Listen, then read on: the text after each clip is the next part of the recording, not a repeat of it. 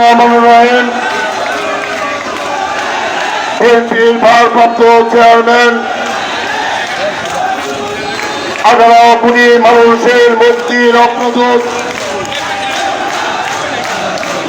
জনাব তারেক রহমানের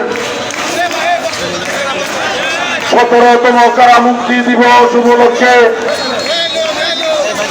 বাংলাদেশ জাতীয়তাবাদী দল জামালপুর জেলা শাখা কর্তৃক আয়োজিত আজকের এই আলোচনা সভার সম্মানিত সভাপতি বাংলাদেশ জাতীয়তাবাদী দল জামালপুর জেলা শাখার বিপ্লবী সহসভাপতি শহর বিএনপির সংগ্রামী সভাপতি শ্রদ্ধাভাজন জনাব লিয়াকত আলী, আমাদের মাঝে প্রধান অতিথি হিসেবে উপস্থিত রয়েছেন বাংলাদেশ জাতীয়তাবাদী দল জাতীয় নির্বাহী কমিটির বিপ্লবী সহ সাংগঠনিক সম্পাদক জামালপুর জেলা বিএনপির বারবার নির্বাচিত সফল সাধারণ সম্পাদক জামালপুর পৌরসভার জনগণের প্রত্যক্ষ ভোটে নির্বাচিত দুইবারের সাবেক মেয়র এবং জামালপুর সদর আসনে মাটি মানুষের পানের বন্ধক আমাদের সকলের প্রিয় নেতা জননেতা অ্যাডভোকেট ওয়ারেস আলী মামুন ভাই সহ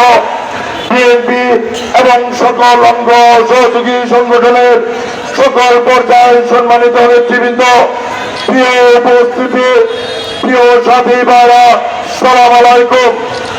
প্রিয় সাথী ভাইরা, সেদিন মইনুল রোডের ক্যান্টনমেন্টের মইনুল রোডের সেই ভাষা থেকে তৎকালীন ফখরুদ্দিন মঈনুদ্দিনের নেতৃত্বে আমাদের বিএনপির চেয়ারপারসন দেশনেত্রী বেগম খালেদা জিয়া ও বর্তমান ভারপ্রাপ্ত চেয়ারম্যান তারেক রহমানকে গ্রেপ্তার করা হয়েছিল।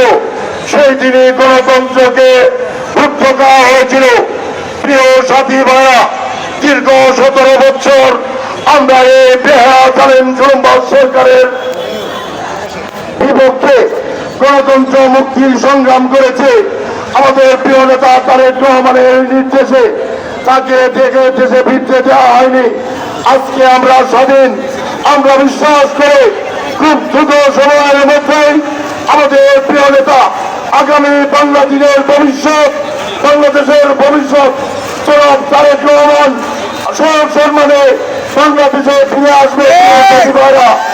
চক্রান্ত তারেক রহমান, চক্রান্ত বিএনপি, চক্রান্ত মহাতারী মামুনের বিরুদ্ধে শেষ হয়ে নাই। চক্রান্ত চলছে ধারাবাহিকভাবে।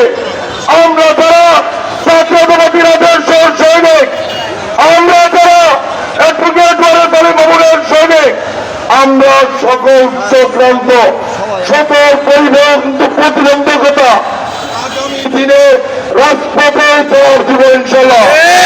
আগামী দিনে সকল কর্মকাণ্ডে আমাদের প্রিয় নেতার পাশে থাকার উদাত্ত আহ্বান জানিয়ে আমি আমার বক্তব্য শেষ করছি। সবাইকে ধন্যবাদ। সালাম আলাইকুম।